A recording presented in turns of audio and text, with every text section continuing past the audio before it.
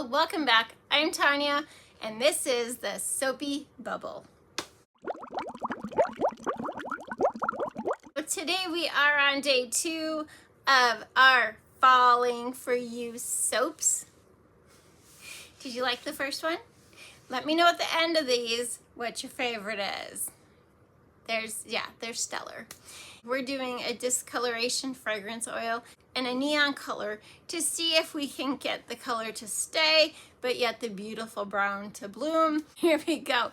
Don't forget the chit chat at the end of the video, and let's roll this beautiful soap footage. And here is our second fall soap, Pumpkin Spice. Okay, into our soap, Pumpkin Spice. I really wanted to draw you a diagram to kind of show you how what my thought process was in this all, but I didn't get to it, so I might start doing that, though, to just show you, like, this is what, I'm hoping happens, this is what my technique is, this is what my thought process, in a diagram, and then we'll see how well I execute it. But, okay, to this soap. The thought is to have the bright orange neon, which is also combined with brambleberry orange mica, to be able to withstand some of the brown. There is no fragrance oil in the orange, so that's going to help. If you're looking for my fragrance oil, I just dumped it in with the cocoa powder. Yes, I had the fragrance oil mixed with the cocoa powder, and that goes into the rest of the batch. Just so we, have a little bit of brown. So, sometimes it's nice to see where the brown is. Sometimes it's not, but, you've seen me do the root beer float, right? And that's a beautiful dark brown. And this is going to be a beautiful dark brown without this color. This color just makes it, come through. That's it. And I'm sorry for most of the pour. It's pretty basic and boring. We're going to fill up the mold with all the brown scented soap. There is really nothing special about this pour at all. So anybody can do it. So then we are just going to blend in the unscented neon and orange mica batter. And this is going to go on top of the brown. And I was actually supposed to reserve. See, this is why I need a diagram, so you could see what my original proposed plan to myself was. So it's to, I was going to reserve part of it and just like drizzle it on there. And then I just kind of got carried away with how cool it looked doing this. Yeah, right? And so I forgot. But I was going to just do half of it and then take the hanger swirl and just hanger just the top. I am just doing the top, barely the top of the brown and the orange. Okay, just that very small part there. That is all I'm taking the hanger to. I'm not going all the way down to the bottom. I am staying on that top third part. And then I have to clean up the top because I dragged the brown above, which is why I didn't want to pour it all in, It's still soap. At the end of the day, it's still going to be an awesome smelling pumpkin spice soap.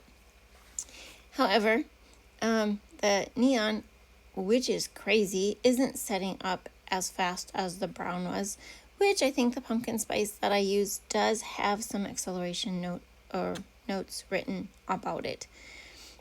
And so then just a dollop of more cocoa powder on top, just to give it a little, I can't say bling, but it's going to just, give it some decoration on top. I still tried to go back and pull that, but it was starting to set up okay. So then this did get popped, and had a little soda ash, but I didn't do anything about it. It's actually not a huge amount of soda ash. But you can see where the brown is peeking through. I could have put this on its side, but the cocoa powder is very, very fine, so I wasn't worried about making drag marks through the soap. Okay? If you are, like if you put sugar, like brown sugar or something on there, definitely turn it on its side. Now, the cocoa powder color is the color in the middle.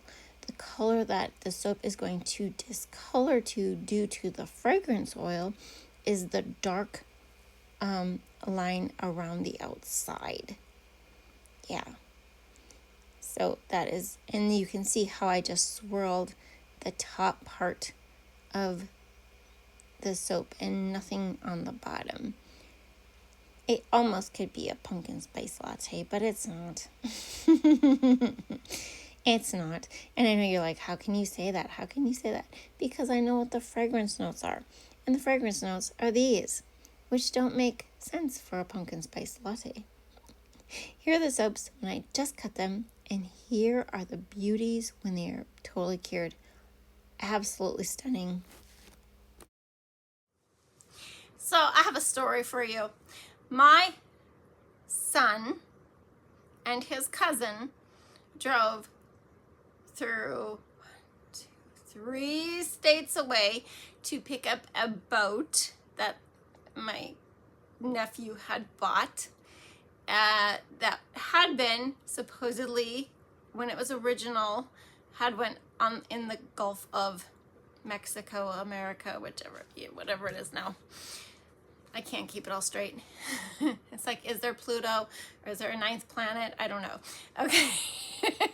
But anyway, came back, did not put it in a lake like everybody was like, you got to go test it out. No, they were, they did the work, they did the stuff.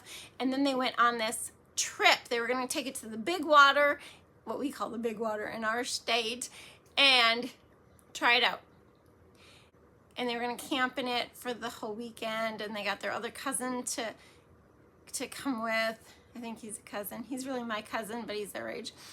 Anyway, chaos. They were supposed to leave early. They didn't leave till 7 p.m. I texted my sister-in-law the next morning because I hadn't heard anything, and I'm like, do you know where the boys are? And she's like, well,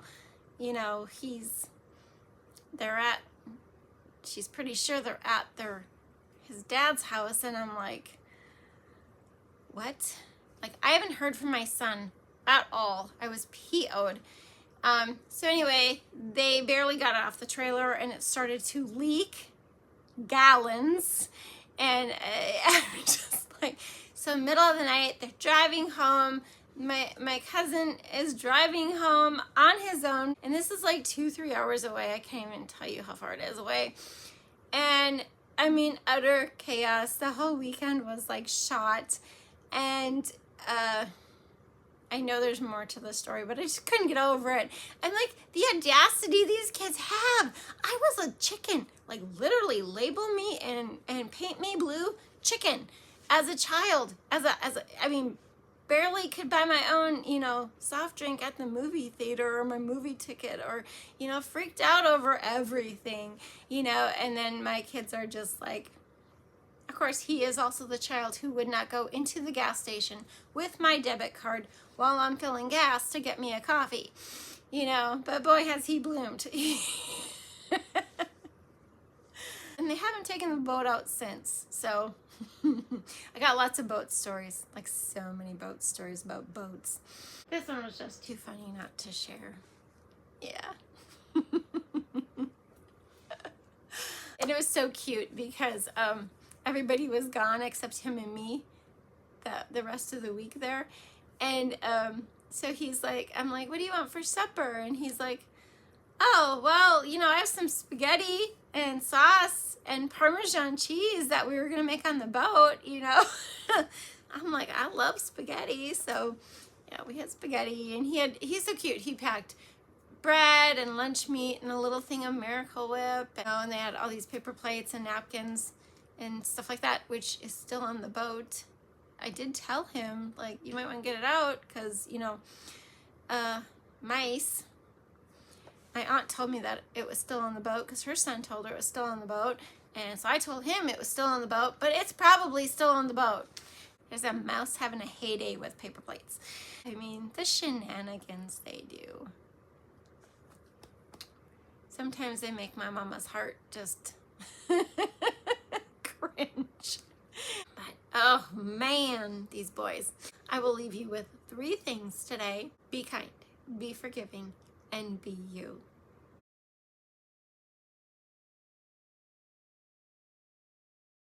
And as always, I hope you had a good time. Thank you for dropping by, and I will see you next time. God bless.